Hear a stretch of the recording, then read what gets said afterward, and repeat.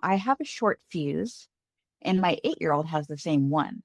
When he starts escalating, I can feel myself getting activated. Sometimes I handle it well, sometimes I don't. What are we supposed to do when we're both angry at the same time? I'm a big believer in strike while the iron is cold. So if you're both getting heated, maybe have a timeout signal that, okay, we need to just step away for a little bit and settle down, and then we'll come back together. Now, that assumes that you don't just have to get out the door and get moving right then. But we don't have to necessarily deal with the issue right then when everybody is feeling heated. We can just say, let's pause and we'll come back together in 2 minutes and then see what we can do to solve this. The data of keeping track of what are the situations that tend to get you heated and getting your child involved in coming up with a solution can be very, very useful. I think it's what we know from research is that kids learn best from models who struggle initially and then manage things. So don't think that your child is doomed because of whatever they inherited from you.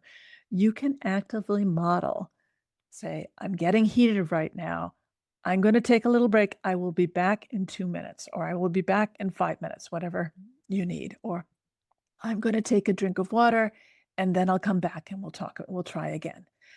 I love the idea of let's try again because that's what relationships are all about. We're going to blow it. Our kids are going to blow it. It's okay if we reset and sometimes we'll say, I'm sorry. It's okay to apologize to your child if you can do it sincerely and say, I'm sorry I lost my temper. Don't say but. That erases. I'm sorry I lost my temper, but you were being really obnoxious. You just erased the apology. So I'm sorry I lost my temper. I'm sorry I yelled at you. I don't want our interactions to be like that. And then say, let's work together to figure out how to deal with this kind of situation. Often it's useful to describe the situation in terms of two concerns. So on the one hand, this, on the other hand, that. And ask your child, what is going on here? What can we do about this? Now, my experience is that the child's first suggestion is going to be completely unreasonable. Well, my brother should move out. Well, that's not going to happen. He's 8. But if we can step back past that and just say, well, that's one possibility, but it doesn't take care of, whatever the other concern is.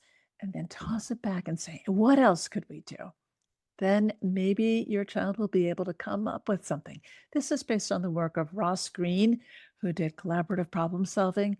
And you can almost see your kid's brain growing in front of your eyes as they think about different concerns, not just their own, and they weigh different possibilities. So you can ask extra questions if they come up with a partial solution and say, oh, that's interesting. What if this happens? Or what about that circumstance? And this is really exciting to see the kids coming up with the solution.